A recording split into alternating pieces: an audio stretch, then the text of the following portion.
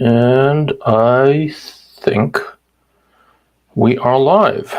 And I do believe my microphone is working. So that means we are already ahead of the curve. If anybody is here watching this live, if you're watching the replay, you don't have to. But if you're watching this live, please tell me that you can hear me. I do appreciate it. All right, there are a couple of people here. So guys, somebody post in the chat box that you can hear me okay. All right, Mr. Gigaboots, it is indeed working. Thank you, I do appreciate that. All right, I'll give it a couple more minutes of general updates and then I'll get to the topic of thermal imaging. Let's do this. Let's start a little bit with a background. Many of you, probably most of you, have been here before, sort of know what I do for a living, but some may not. So I'm an optical physicist by education. Optical physicist doesn't mean jack shit really, because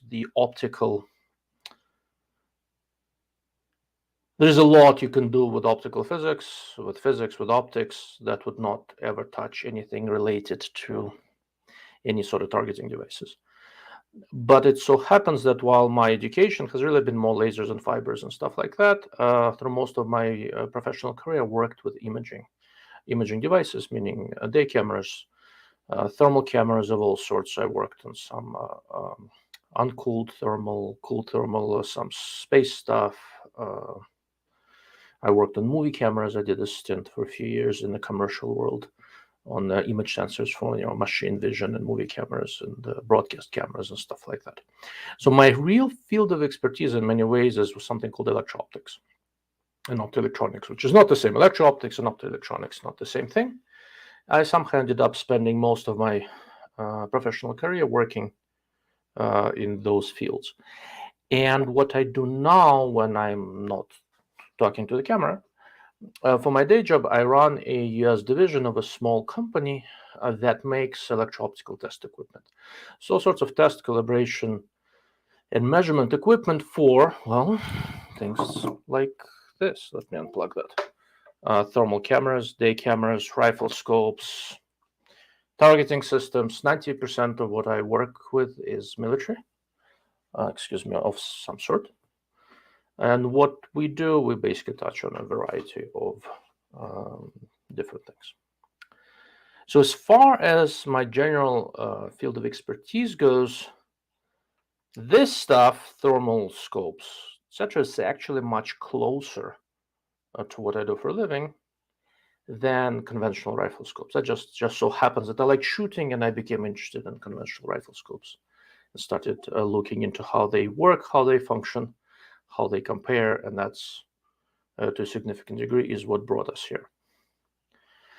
Now, when it comes to thermal rifle scopes, for quite a few years, I completely ignored the topic of commercially available thermal rifle scopes simply because they weren't very good. In the past year or so, I kind of glanced, and to my considerable surprise, I found that quite a few of them are actually very respectable. And for comparatively speaking, not that much money. Now, what does not that much money mean? A decent thermal is still going to cost you some money. For example, so the ones that I have here, it just so happens I'm testing this. So this is a Steiner S35 rifle scope and a Steiner C35 clip-on, which basically at the core very similar things. Rifle scopes and clip-ons work slightly differently, and we can probably get to that today, maybe not. I also have some Burr stuff here, iRay, a few other things here and there, quite a few that I've looked at in the past as well, and it so happens I've had a chance to look at a lot of things that are not commercially available and won't be anytime soon. The part that I'm really struggling with, and this is where you guys can help me, so if you have a question, please do not hesitate to ask. Don't wait for me to finish with my monologue. This first attempt to talk about thermal, I really want this to be interactive, because I don't know exactly where to take this so that it makes sense to everyone and so that it is useful to everyone. My natural tendency is to go technical, right? And that's probably where I'm going to start. I'll talk a little bit about what thermal is and what infrared is and things like that. But I don't know if you really need to know or want to know, right? I guess it's not need, it's more want to know how an uncooled image sensor really works, right? If you do, please tell me, and I will touch on that in whatever depth you need. I used to develop these things at Raytheon. And if not, we can go more toward practical applications. Okay. All right. That having been said, there are 14 people watching, so I am going to start. As a first guess, I would really appreciate it if you guys, everyone who's watching it live, would put a simple note in the chat box. That's actually a good question. I am going to touch on that a little bit when I talk about how it works, before I start talking specifics. How about pros and cons of thermals versus night vision? So that's one of the things I want to touch on. I put in the chat box if you have experience with night vision, if you have experience with thermals. That would help me tremendously, whether it's as a civilian or if you serve in the military, stuff like that. All right, let's get the ball rolling. Okay. Human vision is... Greetings from Germany. Nice to see you here, sir. Human vision is pretty remarkable. We see things amazingly well, and it is really based to a very significant degree on our brain being an absolutely remarkable image processor. The eye as a vision tool, as a camera, essentially, an eye is basically a camera, is not that awesome. But the brain as an image processor is really, really amazing. And through tens, hundreds of thousands of years, okay.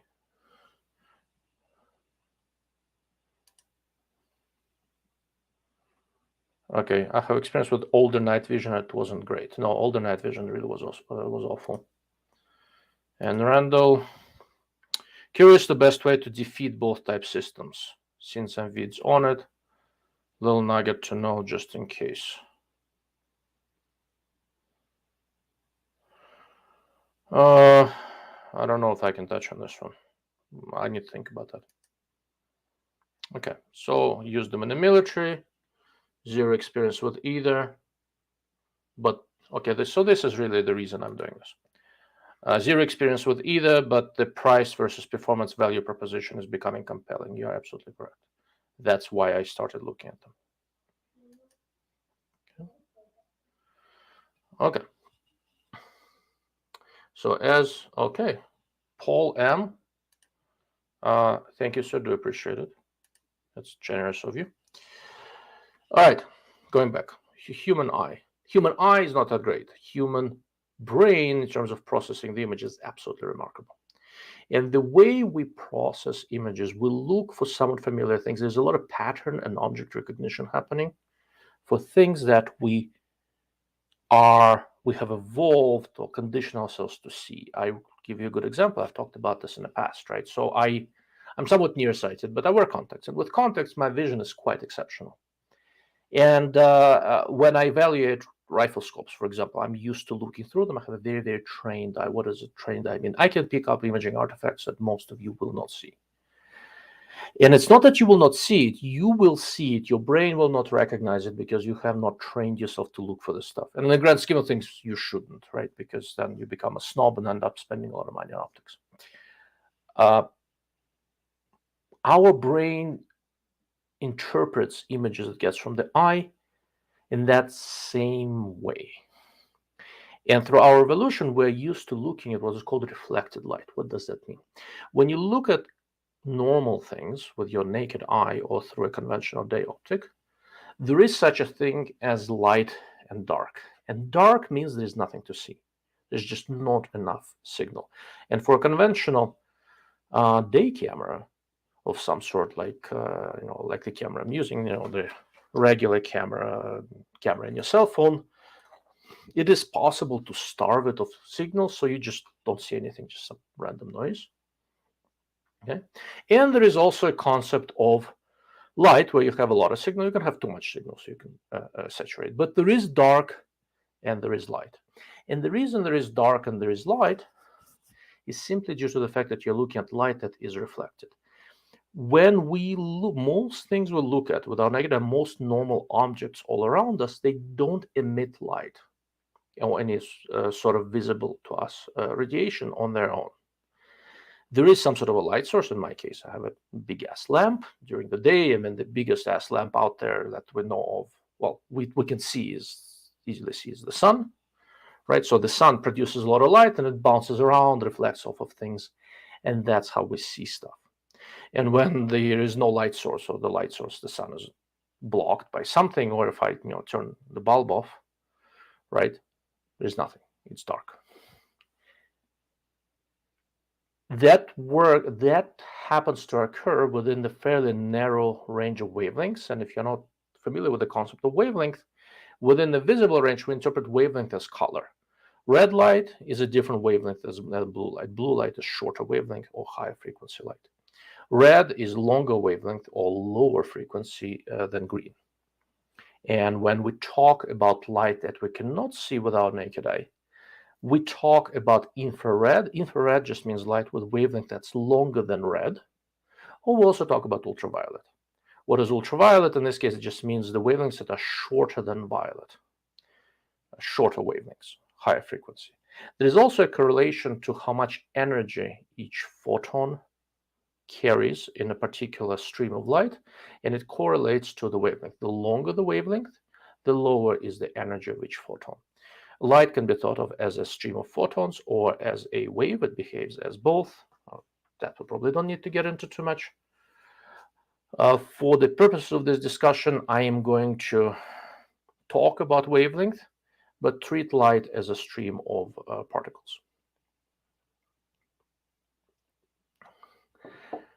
Why did our eye evolve to see in a particular wavelength range that it does? Well, that's because of the sun.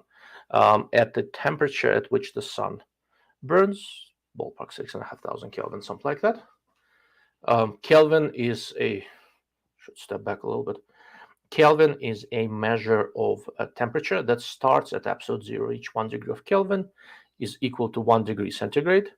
Fahrenheit is 5/9 of that. And basically 0 centigrade is the temperature where water freezes, becomes ice, while 0 Kelvin is absolute zero. So 0 centigrade is 273.15 degrees Kelvin. To get Kelvin temperature, you take centigrade temperature at 273 to it, and you're there. But anyhow, so the sun burns at about 6,500 Kelvin. If you've ever done any photography, you are used to seeing Kelvin as color temperature. That's where it comes from. And our eyes evolved to see in a wavelength range where the sun outputs a lot of light. Sun outputs infrared also and a bunch of other things. However, sun outputs a lot of light in this wavelength range, and our atmosphere does not absorb too much of it. There is a variety of different gases in our atmosphere, and they all absorb light at some wavelengths. And if the atmosphere absorbs strongly, you cannot see anything there. It's all going to get absorbed by the air around you. So we see in a wavelength range where the sun spits out a lot of light and atmosphere doesn't absorb too much. There are other wavelength ranges where our atmosphere does not absorb a ton of stuff.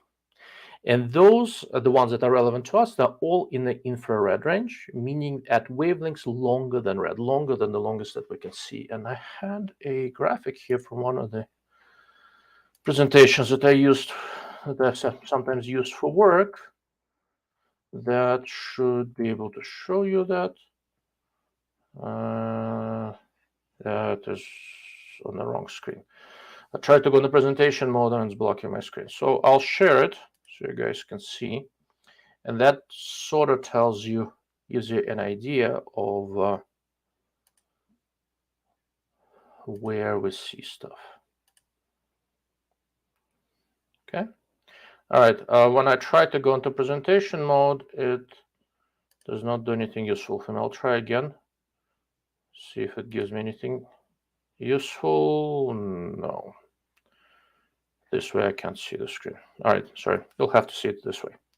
So if you look here, where you see 100% up here, that basically where the atmosphere absorbs almost everything. Right. And these are mostly various X-ray regions and stuff like that. Then over here, there is a little bit of UV. These rainbow stuff, that's a very, very narrow range where human eye works. And down here, there is some commentary on the subject. The infrared bands that we talk about are all here. If you look at the entirety of the electromagnetic spectrum, there is a ton of stuff where there is good transmission in the atmosphere. For example, out here on the right-hand side, you see the atmosphere doesn't absorb anything useful. Most of our radio communication is happening in those wavebands. The electromagnetic radiation that we use for radio communication, all that sort of stuff, is really not principally that different from infrared from what we see. It just happens to be at much longer wavelength, but behaviorally the same science, the same mathematics describes what we're seeing here. Okay. So over here, you see there is a lot of structure here. There are a lot of absorption bands and stuff like that. And within all of these bands where you see the line go down, we have some sort of imaging equipment to look at it. The stuff that's closest to, let me see, I can zoom in a little bit. Good. The stuff that's closest to where we see out here is called NIR, that's near infrared. Just next to it, just slightly longer wavelength, is shortwave infrared. Then as you get back here, there is a couple of dips here. That's something called midwave. That's where a lot of cooled thermal cameras work. They're really, really expensive ones, the ones you don't normally see unless you work with this stuff. And from a thermal standpoint, for a consumer, the most interesting waveband is here, this thing. And that's approximately in the 8 to 12 micron range, meaning 8 to 12 micron wavelength. And this is where all the uncooled thermal that enabled this consumer thermal revolution, that's where all this stuff works. Okay. I hope it makes some sort of sense. And we will go from there. I will talk a little bit more about the concept of color. And then we'll go and talk a little bit about emitted light. The concept of color, the way we think about it, only makes sense in the visible wavelength range, meaning what we can see with our naked eye.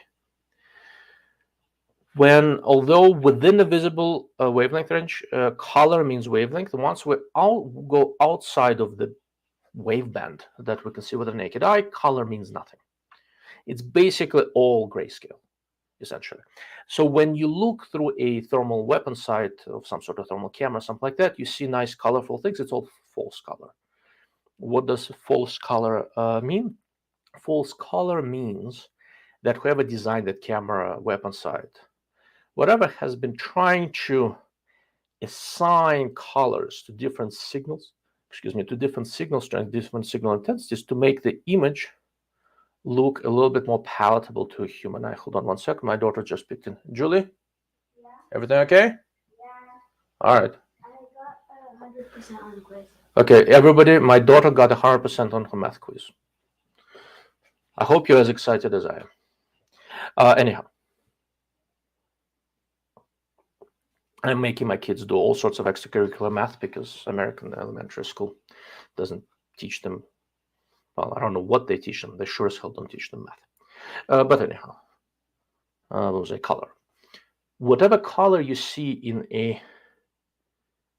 Thanks for the brief explanation on the spectrum. That was very helpful. Absolutely. I'm happy to help. And once again, this is the part where if something doesn't make sense, please ask a question. I don't know how to structure this lecture correctly. I don't like to dump things down, but there are multiple ways to explain things, right? So my basic assumption, and it's been proven so far, that I have a pretty freaking intelligent audience. It just so happens that I am mostly talking about things that are fairly exotic and not well studied. So I'm assuming I'm talking to smart people who just don't know this, but know a lot of other things. And your questions really help me.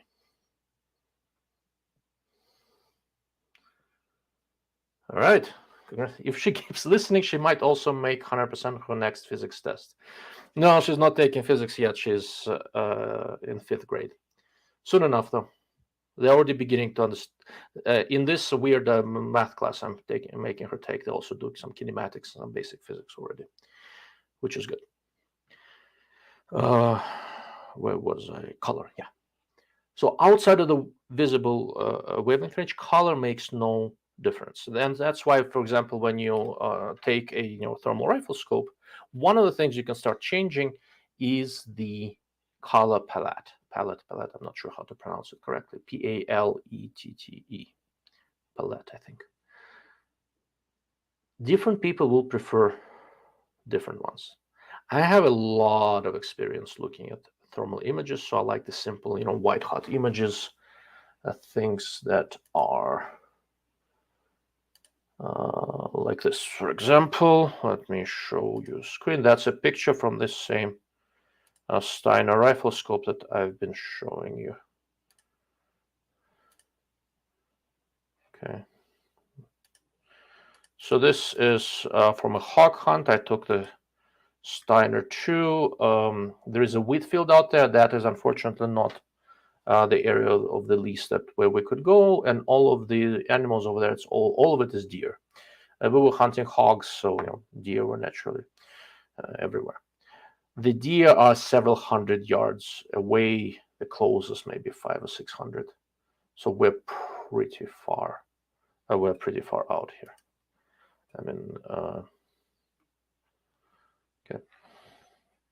So in this case, I did not take this picture. Somebody else who was there with me was using the Steiner, and I set it up for this scheme that is white hot, meaning the warmer objects look white. But the scene, as you look at it, looks a little bit weird. There's certain details you see fairly well. This is actually a pretty nice rifle scope. It's not a bad image at all. But it looks weird. And here's a big question. Why does it look weird? And that gets us to the nature of the light that we see and why it is so odd for a human eye. And why is it odd? It's odd because with thermal, we're primarily, not exclusively, but primarily looking at emitted light.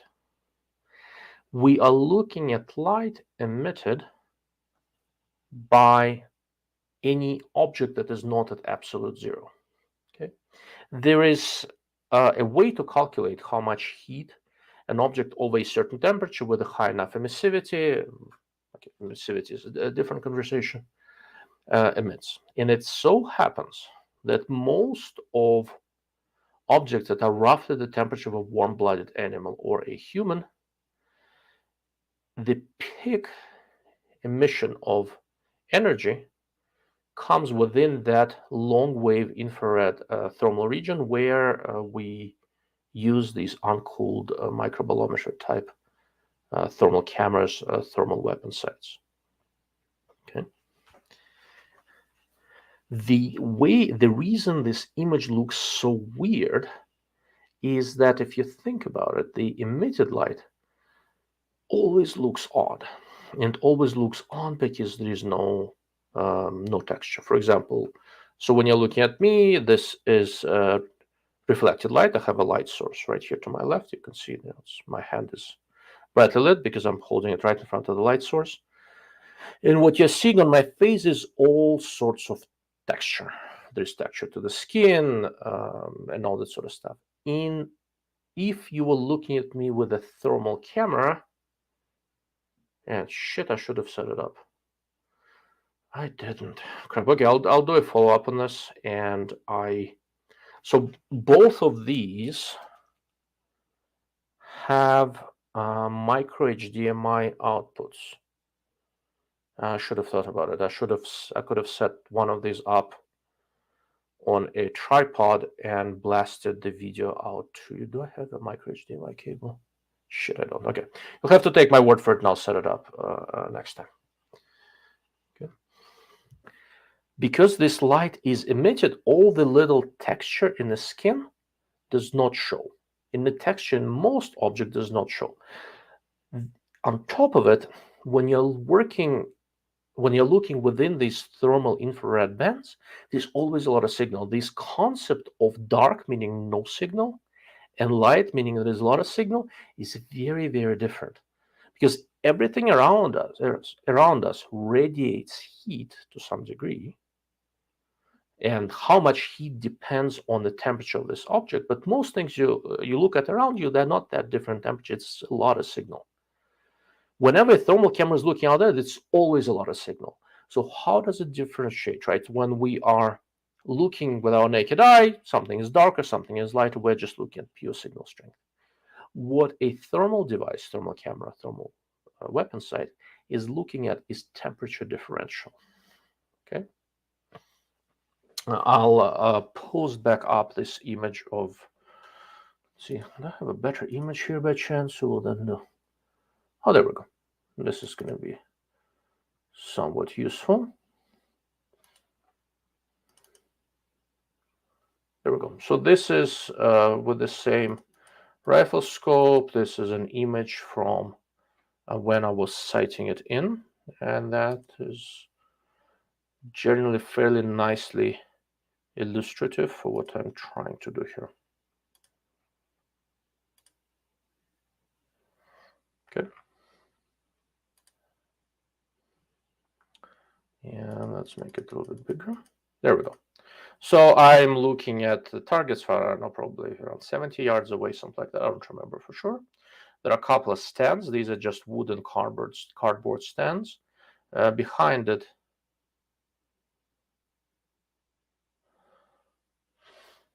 that's a very good question. So temperature differential in the rain versus dry conditions, very, very different.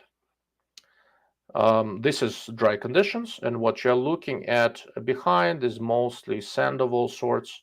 There's a little bit of grass. It's not super late at night, so the sun was setting a little bit earlier and warmed up a little bit the target plate. So the ground is colder than the target plates, right? But for example, I have targets hanging there with all sorts of different patterns and stuff like that. And the targets, the paper on the target is actually, with the naked eye, it looks very, very different. With a thermal, you don't know if it's there. What I'm aiming at, I took a little hand warmer and taped it to the target. That's what I was using to sight in. The lighter structure here, there is grass of all sorts. That was also warmer because it had much lower thermal mass, so fading rays of the sun were able to heat it up a little bit, and it wasn't that late at night, and I could still see that. The mass of the ground was considerably colder. That's why it looks darker. This was a white, hot scene. Okay. And let's see, this going back to, let's go to this one. Okay, this is another scene from the range. This is where we're looking at the feeder, where we're hoping to see pigs, and you see all the deer out in the field behind you. So the feeder is about 120, 150 yards from where the hunter was sitting. You know there is all sorts of animals out there. From this distance, you can't really tell what most of them are. Okay, but you know they're quadrupeds of some sort. Something small down here, probably a rabbit, something like that. All these animals are visible because they are warmer than the environment, warmer than this wheat field that they are hanging out in. Okay. But if you're looking at the trees, for example, the tree is fairly uniform temperature. And if you look at the tree with regular vision, you'll see all sorts of different structures and things like that. All this surface structure that we're used to seeing, you don't really see particularly well. That makes a big difference for our eyes, because the way our vision is designed to work is by recognizing shapes to a significant degree and by processing all this surface structure and surface texture as an idea of what exactly it is we're looking. All of that information is something our brain needs in order to really figure out what that image is. Oh, crap. Hold on one second, guys. Give me one moment. I'll mute for a moment.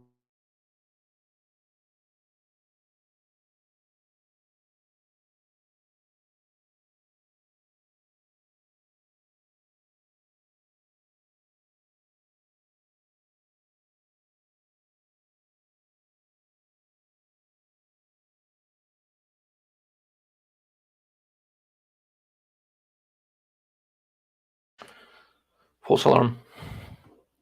What was I? Texture.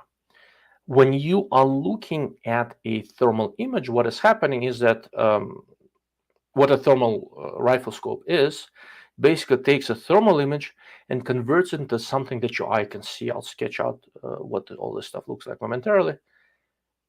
You're converting a thermal image into a visible one. And when you're doing this conversion, there's no texture. And on top of it, the resolution of these thermal cameras that we use is comparatively low. These are fairly high resolution cameras, and it's only 640 by 480 pixels, right? If you have some sort of a decent smartphone, chances are the lowest resolution camera you'll see in there is 12 megapixels, 12 million pixels. And what I have here is half 0.5 megapixels, something like that. Very small number. And the less expensive ones, even lower resolution. So not only do you get an image that doesn't have any surface texture in it, you also get an image that is not hugely detailed. Okay? So there is a learning curve really, a familiarization process to being able to understand a thermal image and interpret it correctly. Remember, I mentioned earlier that you have to have a trained eye. Well, that goes for everything. I'll go hunting with a guide. I don't know if he has better vision than I do. Probably doesn't. But he looks around and picks up game much better than I do. Why? Because he's been doing it his whole life, and his eyes and his brain, his visual cortex is really well trained to see fairly well camouflaged deer and elk. Whereas I started doing this comparatively recently, and for me, basically, unguided hunts is just hiking with a rifle, right? Give me a couple more years, and I'm probably going to become much better at recognizing game. I do try to go and practice on glass. If you are planning to hunt, shoot with thermal weapon sights, the same applies. If you're planning to do so, you should get one, and you should go and try to experiment with it, find a place, find a place where there's some sort of wildlife and go look at things using thermal. And thermal in many ways is tricky because you can be looking at something that really stands out but doesn't have a ton of detail. And it's that picture that I just had up with a bunch of deer out in the wheat field is really a good example of that. There is, I don't know, 40, 50 animal out there. And we know they're deer because we know there's a ton of deer out there. Before the sunset, you could, with binoculars, see that it's deer. With thermals, you can see that there's something out there. Because we're looking at this temperature differential, and when temperature differential, especially at night, is fairly significant, it really pops at you, but you don't necessarily know what that is. And if it's fairly far away, it's really hard to figure out what that is and if it's shootable. All you know is that something out there. Quite a long time ago at Night Vision Labs, a scientist last name Johnson developed some recognition criteria in terms of know that there is something out there, recognize that it's a living thing of some sort, biped or quadruped or something like that, and at closer distances being able to really identify it. And identify it in many ways means you can also shoot at it well enough, right? In terms of hunting, we have to be able to aim at the correct spot on an animal, right? It's not just just shooting at something. So what are these criteria? They're usually for the early night vision devices that were analog. It was well, many of them still are analog, it was defined in terms of how many line pairs you can see. Line pair is just a cycle. So if your line pair is 2 pixels, Johnson said something like 6.5 line pairs, so 13 pixels. So when I think about thermals and started putting together a spreadsheet on that, probably not necessary just yet, I am basically going with a fairly simple, rough rule. It's not a hard rule, right? There is some room to deviate on both sides. But if I am hunting, for me, the distance at which I can shoot at an animal with reasonable confidence is when that size of that animal is subtended by approximately 14, 15 pixels. Okay, that's my basic criterion. What that means is that, for example, with this is a 640 by 480 weapon sight with 12 micron pixel pitch and with 35 millimeter lens, and that takes me out a bit over, I think, 400 yards. I had this Excel open. Why do I not see it? Probably because I had to restart my computer. Oh, there we go, I found it. If this is the right thing, I'll blast it on a screen. And I'll show you this is how we think about various... I started putting together this sort of an Excel sheet of different thermals that I'm looking at. And as I plan to look at quite a few more, and as I do so, I will be adding to this table. And I basically came up with this completely synthetic parameter of maximum targeting distance. That's basically where I assume a grown pig is approximately 5 foot long, right? And I am just mapping how far away do I have 14 pixels on an image sensor of this thermal camera, thermal weapon sight, excuse me, subtend 5 foot. And for the Steiners, okay, it's 340 yards approximately. Okay. Does that mean if the animal is at 350 yards, I can't shoot? No, if the conditions are good and you can see it well enough, and all of these sites have really good contrast, all the modern ones have really good contrast. Enhancement, you can shoot further out, right? But I needed some sort of a consistent metric as I start comparing these, and I sort of started using this. Okay. All right. Before I move on, any questions at the moment, or should I continue? Where do you want me to go? My plan was to talk a little bit how uncooled image sensors work, what made them possible, because for me it's just intellectually interesting.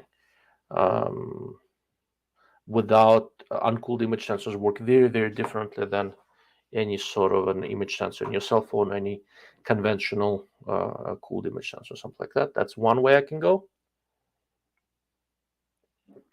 Another way would be to talk a little bit more about focal lengths, fields of view, and how all of that works. Okay.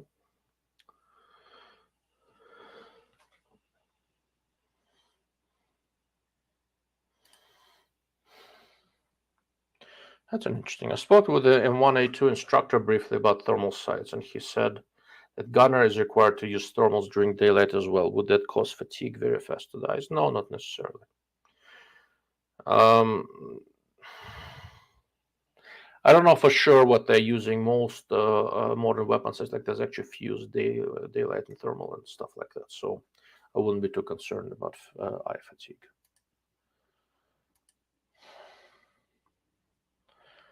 I would find it valuable to add battery life to that list. I'll talk about battery life. Battery life is sort of a tricky thing because it really depends on how you run this. Most of these modern thermal weapon sights have a bunch of different features in them, Bluetooth, Wi-Fi, yada, yada, yada, but I put in what kind of batteries they use and stuff like that. So battery life is going to be part of the discussion.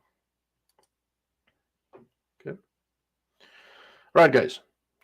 Image sensors, how they work, or let's talk about field of view resolution, stuff like that. I'll give it a couple of minutes while I have a sip of water, and then proceed in one of two possible directions.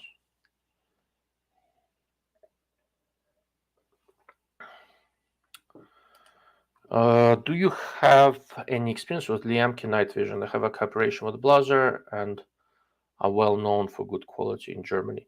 I have no experience with that. I know of them, but I've never seen them outside a trade show. Let me take a quick look to make sure I'm looking at the right thing. Oh yeah, there we go. Yes, Liamke night vision. What is this? Okay, all right. So these are these are guide infrared. So most of the commercially available weapon sights that interesting. This one is not guide, is it? Oh no, this is. Yeah, this is. Yeah. So most of what enabled this availability of a better quality, a reasonably affordable thermal weapon sights is that the Chinese OEMs finally caught up and started doing some fairly decent work. For example, the Burris and the Steiner are OEM by Guide Infrared. Burris is basically straight guide products, although fairly decent ones. And probably in the next lecture, I'll talk about the specific models that I looked at and what I liked and what I didn't like. And unfortunately, it's not an apples to apples. They're all a little bit different. I basically just started looking at these. I plan to look at a lot more. The two most prominent Chinese OEMs that do this are Guide Infrared and Infiray. iRay, you should know. And they OEM stuff for quite a few people. There are some characteristic things in how they build stuff. So Liamke in Germany, I just glanced at the picture. They're made by Guide Infrared, so they're going to be broadly similar to Burris Steiner offerings that we have here that I am fairly happy with. And with Burris Steiner, I mean, this is the first generation of their products, and they are already fairly competitive. I don't think they're as mature as some of the other stuff I've seen before, but they're quite good. And by the time we get to Gen 2, all of the small... Here's what happened. So the thermal market was right now sort of dominated by fairly small boutique... Well, not all of them are small. Pulsar is actually a good size company. But most of them are smallish boutique manufacturers of thermals, and they do pretty good work. As the prices come down and exposure of these things increases, the better known brands of rifle scopes, day optics, are going to start paying attention. Like Burris, Steiner, Vortex doesn't have anything, and I'm sure they'll have something. Everybody will, right? Once they decide to jump into that, and with their reach, name recognition, marketing resources, I mean, they have every chance to dominate the market. And Burris and Steiner really jumped in with products that are really quite competent. Okay. Okay, Paul, I would be interested in a bit more information about how image sensors work. Yeah, I think I should. Well, let's do this. Let's spend a couple of minutes on differences and similarities between conventional optomechanical rifle scopes and thermal ones. Then I'll spend a moment on thermal versus night vision, and then a couple of minutes on how thermal image sensors work, and then we'll wrap up with a theory for today, and I'll open it up to a more regular Q&A, and we'll go from there. Does that sound good? Okay. That's interesting. Are the optics up to the standards of the new electronics? Yeah, pretty much is. Optics demands in thermal actually not as high as with this. Oh, what is he doing? My son is doing something weird. Give me one moment.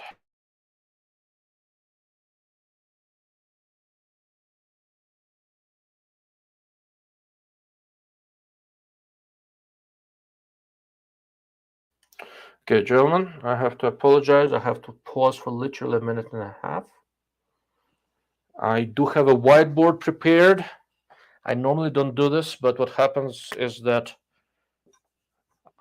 and this one doesn't work, of course. So normally my wife is here, so I don't have to keep an eye on the kids, but my father-in-law passed away last week. So my wife is in Israel right now with her family. Her parents are in Israel. And I don't have any backup. I have to watch the kids while I do this. Please give me 2 minutes. I do apologize. I seldom do this, but I have to go take care of something.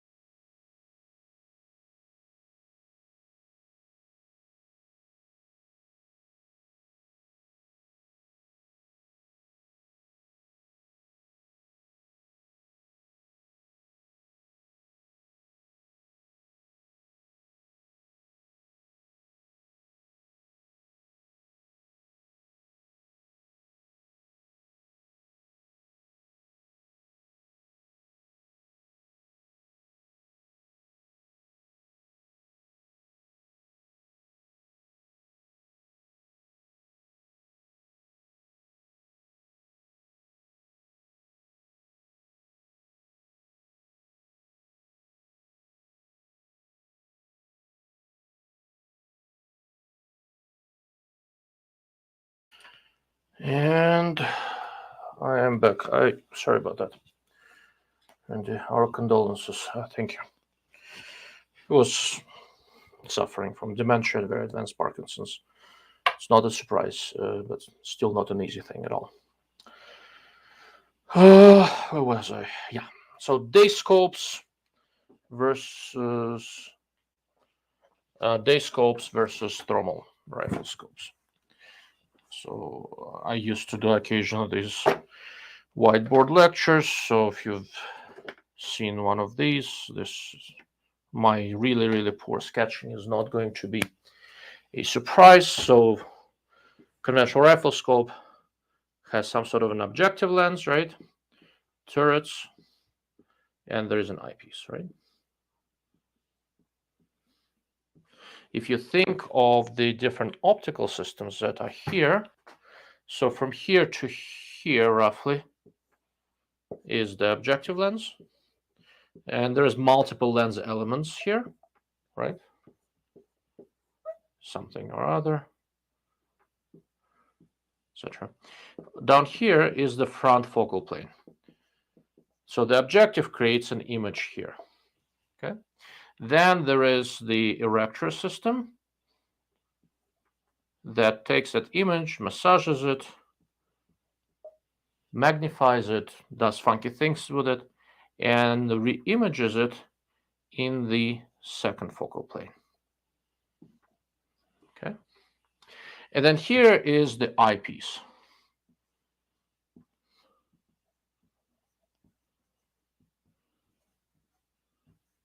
And what an eyepiece does is it basically takes an image from the second focal plane and spits it out to your eye. Your eye is over there somewhere. Let me see if I can do this so you guys can see me and a little bit of my very, very messy office behind me. Okay? So that's how a conventional rifle scope works. Something called an afocal optics, collimated light going in, collimated light going out. But a bunch of stuff's happening in between. How does a thermal rifle scope works? Surprisingly in a fairly similar way, except this whole erector thing is basically replaced by electronics. In a thermal rifle scope, you also have an objective of some sort. Whether it looks like a normal rifle scope or not, there is an objective lens system, something or other. It's made out of different type of elements, right? So when you look at the objective of a thermal rifle scope, notice it looks kind of reflective, right? Because it's likely made out of germanium. Germanium is opaque within the visible. Why did this thing die? That's interesting. Just as I started talking. Of course. Oh, there we go. Germanium is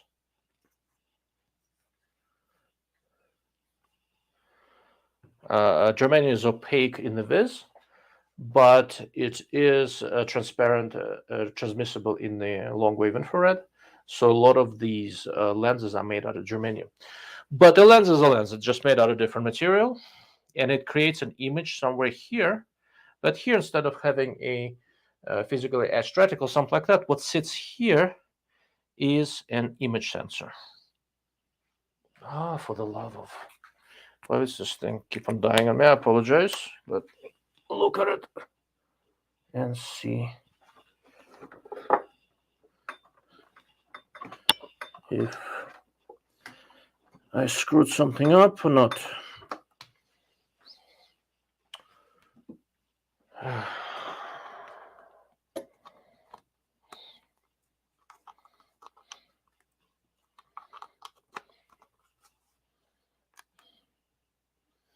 Okay, let's see if that helps.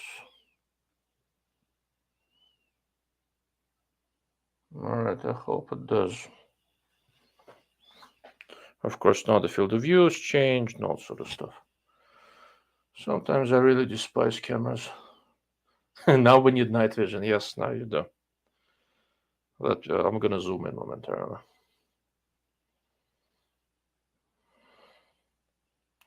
My power supply cable was started doing something weird. So there we go. There we go. That should be okay. Can you see here? Yeah. All right, let's hope it works now. Yeah. So down here is where you have the image sensor. If you were making a regular digital rifle scope that works within the visible range, you would still have an image sensor here, but it would be a different type. For a rifle scope thermal camera, you have a thermal image sensor. Then there is no erector system. Instead of the erector system, there is basically a box with electronics of all sorts. There are a couple of boards and stuff like that. In the back of that box, in what would be the equivalent of a second focal plane, and here, let's use a different color of some sort. How about green? Here, and green doesn't work, of course. Okay, we'll try red, see if there's better light there. Yes. All right, here there is some sort of a little micro display. Okay, and on the outside of this micro display is an eyepiece. And the eyepiece is not too dissimilar from a conventional eyepiece. It's not a different design, but conceptually it is the same thing.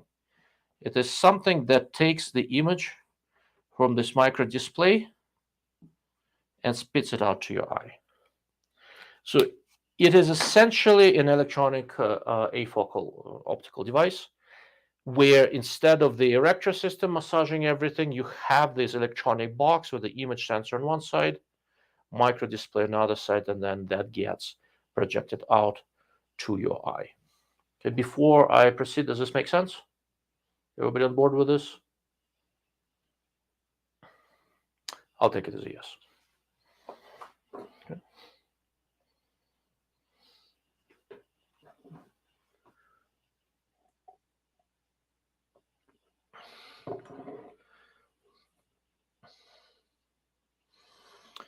So how is this different from something that you would normally call night vision, something that uses an image intensifier tube? Okay. Normal night vision primarily looks in the near infrared region, and near infrared region is basically the closest infrared waveband to what we see with our naked eye. So what a night vision device is looking at is why is there a mosquito here? Interesting. What a night vision device is really looking at is a very similar type of light to what you see with the naked eye, except there's no color because you are primarily in the near infrared band. It's just grayscale. It can look green or white. It just depends on, it just really depends on what kind of phosphorus they use. Because what happens is that whenever you're trying to image something in a wavelength band that we do not see with a normal human eye, what you're doing is essentially a wavelength conversion, right? So in a sketch that I just put up, right, what is doing the wavelength conversion is this stuff here. You are capturing thermal here, right? We'll say thermal going in, right? And green did not work, purple. And visible is going out, right? So you've converted from thermal information to something that's visible information. I did a conversion from long wave infrared into vis. A conventional night vision device, there's not much space, so I'll erase the regular rifle scope, is also a wavelength conversion device, but it works differently. So the traditional one is really an analog device. Here, the thermal information is captured and digitized using a uncooled image sensor, right? And here they do corrections of all sorts, and then digital information goes up on the screen, and then what you're looking at in the eyepiece is really the screen. With a normal, what we call night vision device, it is a little bit different. Okay, so we'll call this night vision, and I'll call this thermal. Okay. In a night vision device, as always, this is a night vision. This is a normal optics, so there is some sort of an objective optimized for whatever wavelength you're working with, right? That would be near infrared in this case, but these will almost always see pretty well within regular visible wavelength range. And the materials used for this are very, very similar to what you would normally be using in the vis. It is some sort of a glasses, mirrors, stuff like that, fairly conventional materials. At the focal plane of the objective, where with a regular day scope, you'd have, for FFP scope, a reticle plane. In a thermal, you have an image sensor. In a night vision device, you have an image intensifier tube, IISC. Okay, it's basically kind of actually looks like this, like a small cylinder. There is voltage applied to it, and it does photomultiplication. Basically, a very small number of photons go in. There is a large voltage bias across this thing. There is something called the microchannel plate and a few other things in there. There is a lot of bias across it, and a couple of photons come in. They produce a couple of electrons by hitting the cathode of this thing. That avalanches down, starts hitting the walls of this microchannel plate, and the whole thing is sitting at a large potential. And what you start out with a few electrons, and you come out with 1 million electrons. And that's how you get light amplification. On a tail end here, there has to be some sort of a conversion screen that now has to convert these electrons into something you see with the naked eye. Traditionally, it was green phosphor in terms of resolution. I think it's still better. A lot of people prefer white phosphor. But there is some sort of a thing here that when hit with electrons, spits out photons that you see with your naked eye. And here there is some sort of an eyepiece yet again, so that the visible light is coming out. Okay. With all of these devices, the recurring theme is that there is objective to capture light, there's an eyepiece to spit out some sort of a pre-converted massaged light to our eye. The differences are with what happens in between them, right? Now, it doesn't mean that the objective is the same as in a day scope. No, it's a differently designed objective, but it works in exactly the same way, whether it's for thermal energy or night vision or for day scope. An objective is an objective. It's basically a camera lens, right? The magic happens in between. Okay.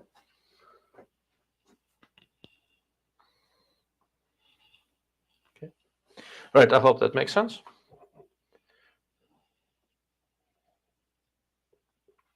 Okay. Let's see. Any questions that came in?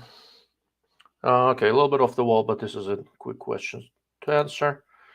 Do you plan on taking a look at the ACSS PL compact? Okay, I assume you're talking about primary arms PLX compact. Yeah, I actually wrote it about a little bit, even added it to my list of recommendations, the scope kicks ass. I have a write-up on it on my website on darklordofoptics.com. Okay. All right, going back to thermal. Night vision is fundamentally an analog device. In a conventional night vision scope, like here, nowhere here is anything digitized. Okay. Basically, it is analog going in. There's no image sensor. There's just a bunch of photons, depending on where here they hit. They propagate in the same path. That's how you get the spatial resolution. And here there is some sort of a screen that then converts it back to photons. It's never digitized, right? It is a purely analog device. Now, you can have this digitized by putting an image sensor back here, and then it becomes more like a digital camera. But if you go and buy a typical night vision device, it is an analog device. Okay. And that starts making a big difference when you start talking about clip-ons. What time is it? Oof. We're not going to get to clip-ons today. I'll talk about image sensors in a moment, and I'll just do a Q&A, and then we'll have to wrap up. I can't do a 4-hour lecture today. Night vision, conventional night vision, absolutely analog. Modern day thermal, it is a digitized device, right? That's why you can save images, you can do all sorts of fun stuff, you can do a lot more electronic image enhancement, and all of these modern thermal scopes do that quite significantly. Okay.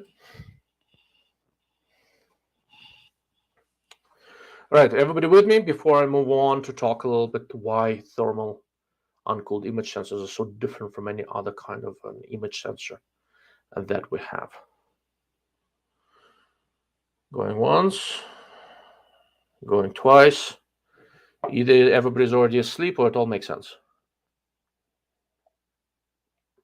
And if you're asleep, don't be afraid to fess up. I've put a lot of people to sleep with my lectures. Funky thing, one of the things I do at work, we've hired a bunch of new people, and they're a bunch of smart guys, but as always, this is fairly narrow niche field, and I end up for work for both people who work for our company and for a lot of our customers going around and doing a lot of lectures on how this stuff works. Okay.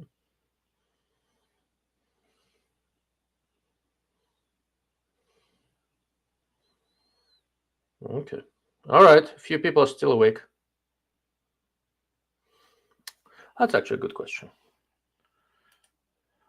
I have not mentioned this already. So the question is, sorry if you mentioned this already, but can thermal have zoom, real zoom? Yes, they can.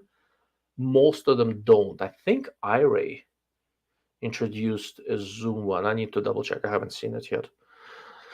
They can. They can zoom differently than rifle scopes do, though. Okay. The way conventional rifle scopes do zoom is that within the Rector system, that's where you can have magnification changes. The way cameras and a thermal scope is somewhere between a camera and the conventional rifle scope, right? The way cameras do zoom, the objective lens itself has some sort of zoom. So I've seen two different types of thermal zoom. One is to have an objective lens that can change focal length, do zoom like a conventional camera. And another way was by Torrey Pines, where they have a conventional thermal camera, and in front of it they put another optical system, something called an afocal multiplier, where also some lens elements move, and you can have zoom. It's not very common. So thermal optics, especially larger ones, are still quite expensive. So making a zoom lens is a little bit expensive, but it's not impossible. On the high end in the military world, there's a million different zooming thermal lenses. It's not uncommon at all. And eventually some of them are going to come down in price enough where we'll see them more. And I'm already beginning to see a little bit more of it happening. Okay.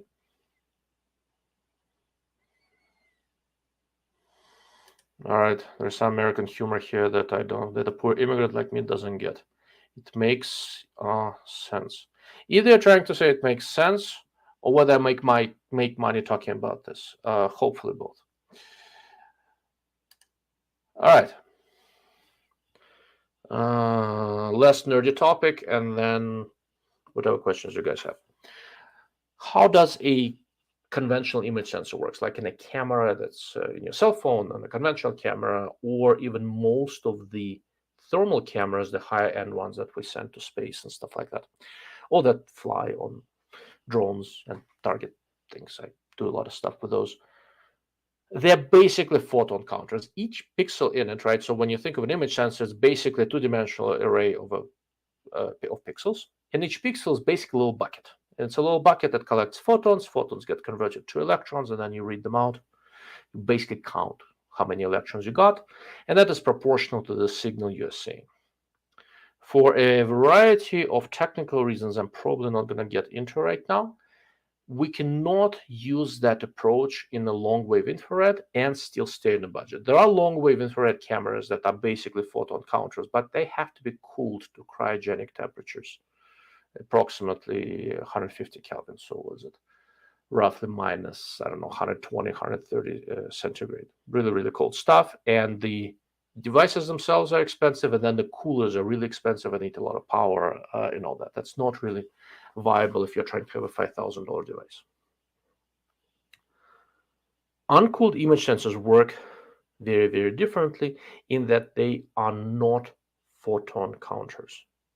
Okay, a bolometer means something that measures temperature, which is somewhat self-explanatory, and micro means a very small device that measures temperature. In a uncooled image sensor, each pixel is not a little bucket that just counts photons. It's a tiny little resistor. When you talk about uncooled thermal rifle scope or image sensors, you hear VOX. VOX stands for vanadium oxide, or you see something called alpha Si, which stands for amorphous silicon. And these are the two most common materials for microbolometers, with vanadium oxide being the more prolific one, since it gives you somewhat better sensitivity, but they both work okay. What that is, it means this little resistor that's seen, and it's basically a sheet resistor, and it looks like this. Ow. Kind of. I had some pictures somewhere. I don't know if I can show them to you, though. So it is essentially, each pixel basically looks like this. It's a little bridge, but this, you see me, yeah. But this is a tiny resistor. When light hits it, this tiny resistor changes temperature. Okay, and it is so small and so light that the tiniest amount of energy changes its temperature in a measurable way. And we run current through this thing, and if the resistance changes, we can detect it. It's fairly simple. Voltage is equal to current times resistance. Sounds simple, right? Yeah. in practical terms, it's hideously complicated, right? If you are measuring the own temperature of a device, well, it's going to be really, really sensitive to the own temperature, meaning ambient temperature it sits at changing. When you're in the sun or not in the sun, whatever else, the own temperature of this thermal rifle scope is going to change fairly dramatically, and this thermal image sensor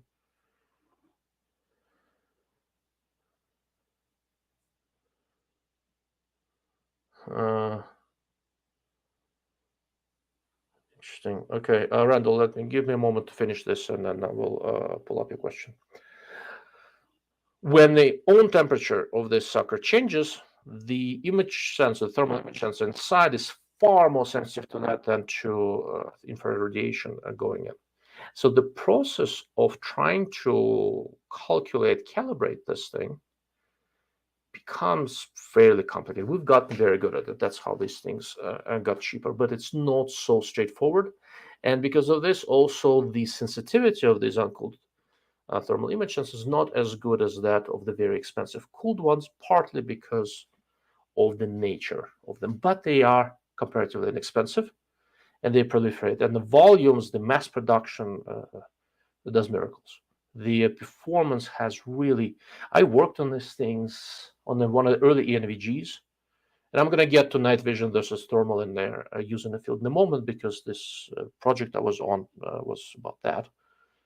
When we worked on early ENVGs, I never thought I'd see stuff that I'm seeing now for this little money. I mean, this is honestly pretty remarkable. And it's all because we really figured out how to calibrate this stuff, to figure out how to deconvolve the effect of the ambient changing from the effect of incoming radiation doing things. Okay.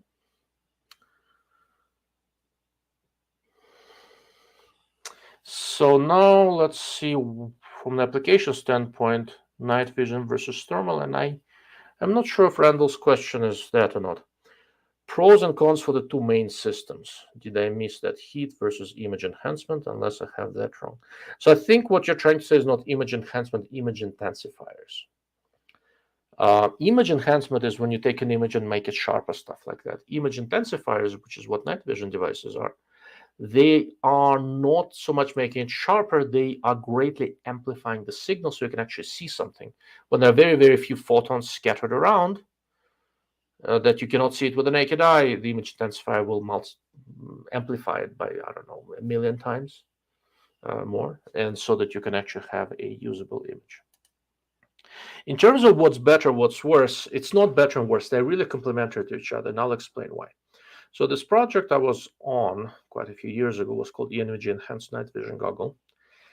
And that was right around the time when we were in Afghanistan, trying to navigate the caves of Tora Bora and other unpleasant places. And we found an interesting thing. If you have a really, really high quality night vision goggle, you can navigate and kind of walk around in there. The problem is that if your opponent, your enemy, is reasonably well camouflaged, it's really hard to see them because it amplifies everything. Walls, natural barriers, etc.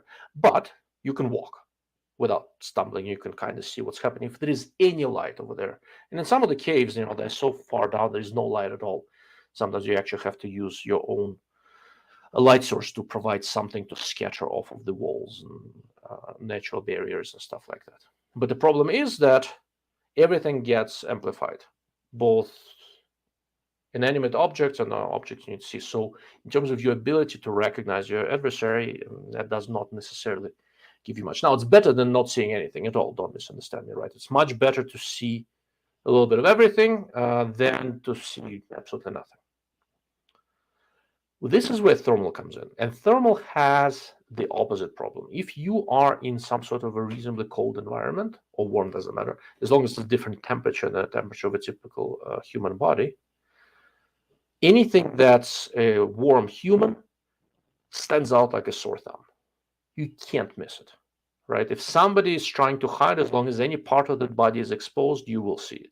Remember that picture I showed you with the deer fairly far away? You may not know it's deer, but you know it's something warm. You're walking down a cave, right? and see something that warm, it ain't supposed to be there. Probably should be shot. Not necessarily, hopefully it's not one of your buddies, but might need to be shot. You know that there is something out there, you know where it is. Okay, you can start trying to figure it out. However, thermal does not help you navigate in a dark, cold cave, because all the walls and floors and natural obstacles, they're all at the same temperature. And because they're all at the same temperature, thermal doesn't really see them particularly well. They do not stand out, right? So if you're just trying to walk, you'll be stumbling over everything. But if there is a warm-blooded creature in there, you will see it. Okay, I hope that makes some sort of sense. For us as general purpose consumers, if you are trying to walk at night, night vision, right? If you are sitting somewhere and you're trying to find a pig or some coyote or something out there, thermal will help you see it better. Okay, I hope that helps, right? An ideal situation is obviously a fusion of the two, but that is hard to get with conventional commercially available devices, although not impossible.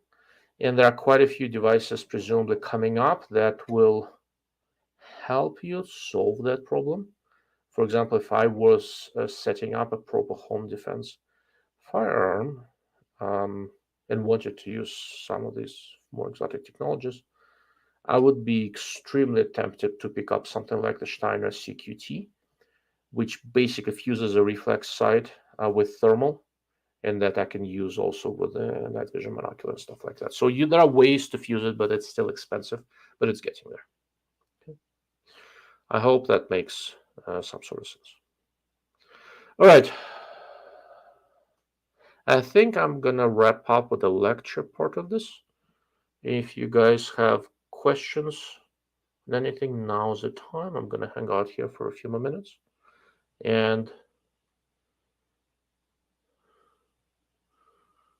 then, I don't know.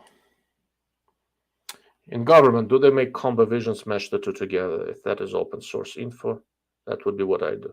Yes, they definitely do. There are different ways to fuse them together. They're called fused weapon sights. They're fusing different things. Day sights with thermal with image intensifiers, shortwaves with thermal. You can do a search. Some of the specifics are probably proprietary or some are classified. But the fact that we're doing it is no secret. That's exactly what I was working on the ENVG. And we were doing it was a fusion of image intensifier and thermal, so that the image you see in front of you would be basically image night vision with contours provided by the thermal, right? So that you can navigate, walk around, but if there's something warm out there, you'll see it as a contour. Steiner CQT does a contour for you. One of the modes it has, the thermal image pops up in front of you, overlaps with the dot of the reflex sight, and there are different modes. One of them is a contour mode, where if there's something warm, you just see the outline, which is the mode that I happen to like the most. Steiner CQT, unfortunately, is about 10 grand, which is expensive. But it's one of those things, they made the first one, they got it out there. It's really, really excellent, but it is expensive. I'm sure there's going to be Gen 2, Gen 3, whatever else. They sort of know, they've proven to themselves that it works, and it works well. Now they need to make it more accessible to more consumers, and I don't doubt that it's coming. And probably not just from Steiner. I know I've seen some prototypes. I don't think any of them have been released yet, so I can't talk about it, but I've seen some prototypes of, I don't think they do it the same way as Steiner, but the end result conceptually is very similar. I'm sure there will be more of these coming out. Okay. Randall says, thanks. You're very welcome. Where's my water? There we go. Cheers. I didn't particularly like the results of my last blood test, so no alcohol for a little bit. Well, there'll be some alcohol tomorrow. My birthday is tomorrow, which is why I am doing this on Wednesday. Normally, I try to do my live casts on Thursdays, but tomorrow, Thursday, happens to be my birthday, so don't take it personally, guys, but I'm going to spend it with my family, at least with my kids, not with you. Wavelength, thank you for the lectures, Prof. That's a low blow, man. I end up with this professorial tone because it comes naturally to me. It's not always a good thing. I don't know how appropriate it is here, but it is the best I can do, and I hope you guys can put up with me. Well, happy birthday. Have one on me. Thank you, Randall. I do appreciate it. Getting old.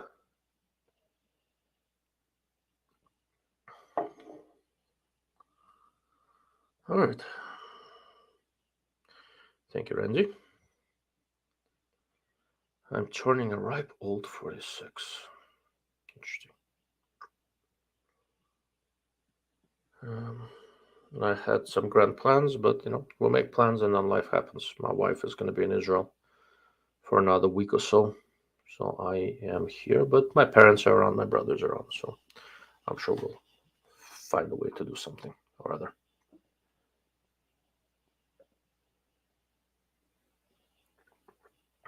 All right, so did I have anything else that's interesting? So I'm finally wrapping up with the high-end comparison that I was doing. I'll talk a little bit while you guys are thinking of anything else. Oh, there's a question. Mr. Gigaboots. Hold on.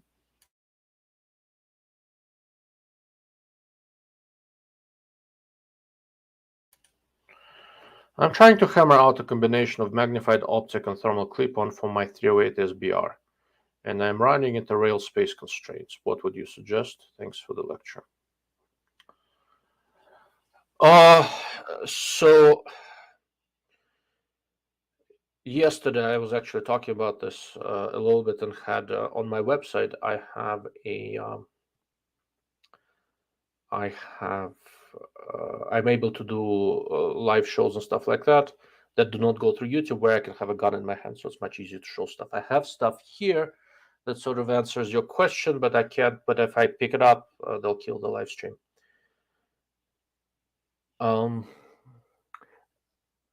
You need a short scope and you need a clip-on with a mount in the back. I have such a setup, and I'm using Burris XTC50 clip-on, which is not the highest end clip-on, but it's very serviceable, honestly better than serviceable. They have a mount for it that you know what? Give me a moment. I think I can pull that off of the gun and show you without the gun. So they have, Burris has this Picatinny rail mount. What can you see it when it's not blown out? Maybe.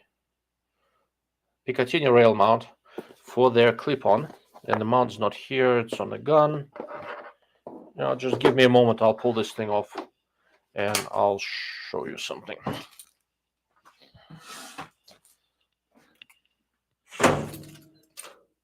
I just need to make sure that me with the gun does not end up in front of the camera. Where is that thing? Here it is. So I have this on my Mini Fix 300 blackout gun. It has a 7-inch barrel and basically correspondingly small and a correspondingly a short rail. The scope that I have on it is a March 1 to 8 by 24, which is a very, very short overlaying scope. Well, it's very nice. And the clip-on I have in front of it is this Burris XTC50. This is the front end, that's the objective. And they made this interesting mount that's really cantilevered in the back. And what this allows me to do, the handguard ends somewhere here. I actually still have space underneath to put something offset if I really want to and stuff like that. But because it mounts single point further back, I'm not limited by the handguard space. Another way to do it, and Burris and Steiner, they accommodate this. What is happening? Excuse me. And Steiner does this. See this little adapter here? That actually clips on the objective of the rifle scope, so it does not touch the rail at all. Honestly, I don't like this as much. It works all right on hunting rifles. I don't like hanging something this heavy on the front of the scope, I don't think it's an ideal situation. But the way Burris did this works really well. For short rail spaces, of all the different clip-ons that I've seen that have their own separate mounting, I think this is arguably the better one. So I hope that answers your question. So 17, yeah, so you're at an 18-inch overall. Yeah, I mean, if you're using something like this in the front, it'll work just fine. Now, the catch is that somebody brought up battery life before. The native battery life of this thing is not very long, right? So when I hunt off of, there are two CR123 batteries here, which doesn't last that long, a couple hours. But I can run it off of external power. So normally I would have it sitting in the blind or something, have it plugged in. If I'm going to go walk around, then I'll run it on its own power and just have a couple extra batteries with me. I do plan to look at other clip-ons. I have not seen any yet with this kind of a mounting scheme. If there are, if I stumble on them, I will obviously talk about it. Okay. Mr. Herbicide, happy birthday. Thank you, sir. Gigaboots. I mostly watch your streams on locals. I know what you mean. Yeah, this is annoying as hell. I can also do streams on Rumble where they don't care what I have in my hands. But I tend to do these sort of almost not quite impromptu, but I don't have time to do too much preparation. And Rumble sets up these streams in kind of a weird-ass way where you have to make a short video and upload it so they can loop it as a placeholder. And I seldom have time to do that. I need to reconsider that. Gigaboots. My current plan was for an iRay micro or Super to see in front of an attacker 1-8. Also considering the much shorter Alcon 1.5 to 6, but I'm not terribly impressed by either. I have a shorty 1-8, and that's a really nice scope.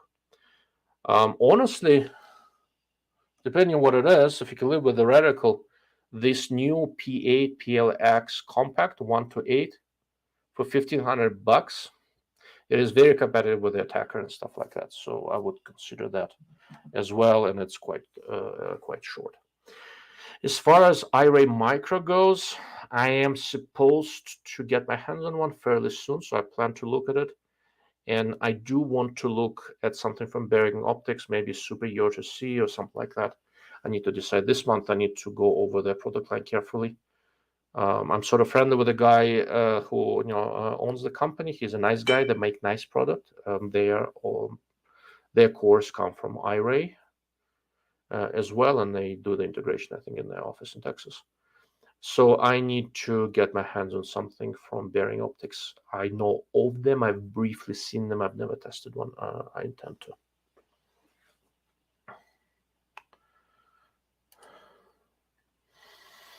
Paul, I get the sense that thermal may be more useful more of the time than night vision. Am I missing something there? In any case, at what price point does the performance become generally worthwhile for thermal? Really good question. So more useful for hunting, I agree with that. If you're kicking down doors somewhere, then yeah, you need night vision or fused. For hunters, I lean a little bit toward thermal being potentially a more useful thing, although that probably is situational to some degree. Okay. At what price point? Pardon me. I think I'm allergic to price questions. At what price point does the performance become genuinely worthwhile for a thermal? So this Burris clip-on is about $3,000. It's not the world's greatest and all that, but it works and it works well. And I, out to how far? Up to about 300 yards, I can shoot pigs with it in reasonable comfort. So that's about 3,000. These new Steiners are about $5,000. The various iRays are also in the $3,000 to $6,000 range. The better Bearing Optics ones are in the $5,000 range. That's where the good quality Chinese OEM'd or used with Chinese core products are, and they're quite good. if at this stage, from everything I've seen so far, if I had to buy one thermal optic and just be done with it, I would probably spend, was it $6,500 and get the Knox 35 from Envision. I think it's still measurably better, but the better Chinese cores, Chinese products are catching up. They're getting quite good. But honestly, the one I use the most for hunting is actually the Stolberus, because it's not very expensive and it does what I need it to do. And this stuff is evolving quickly, and I'm kind of following it quite carefully. I also like the fact that it's not very heavy. The Steiners, while the image quality is clearly better, they're not light. That's probably their biggest flaw. So a lot depends on what you're looking to do, but in the between $3,000 and $6,000 range, you can do fairly well. Anything lower performing than these Buruses, they have the scope, the handheld, and the clip-on, I probably would not do, I think.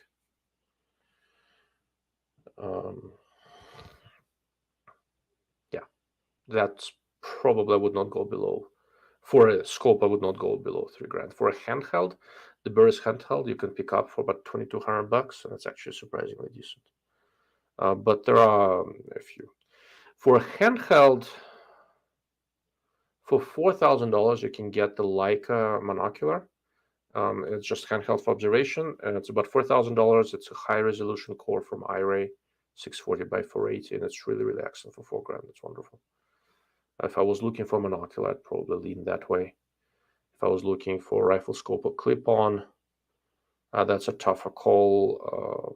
I like the Burris on a budget end, on a higher performance end with clip-ons and stuff. The bearing optics one are very promising. I like the Steiner, although it's heavy. In terms of dedicated rifle scope, all things considered, like I said, I would probably for now still be inclined to spend the money on Envision, but it may change. I'm continuously looking at things. So by the end of this year, I will have a much better understanding of the entirety of the market. I hope that's helpful.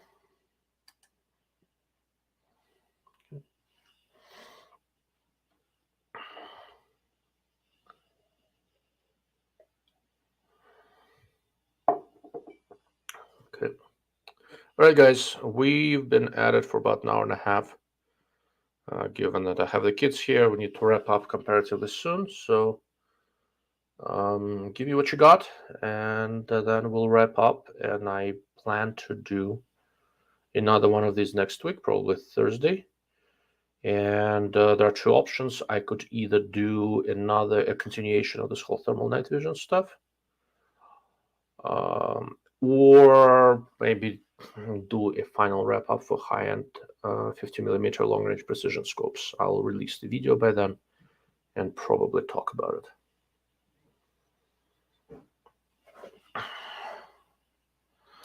Chen, I'm not sure if we covered this, but I noticed that some optics companies like SIG have shorter warranty on digital optics like night vision and thermals.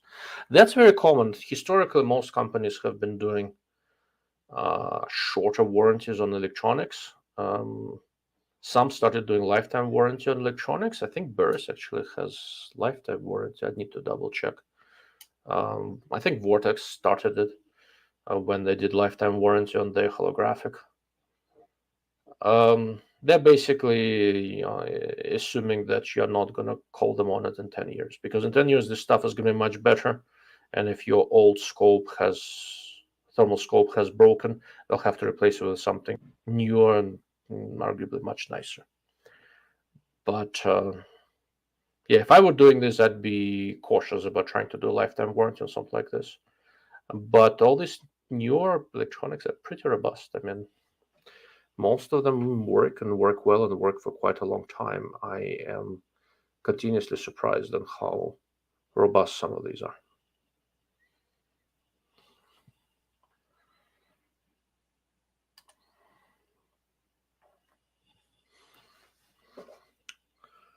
All right. What else you got, guys?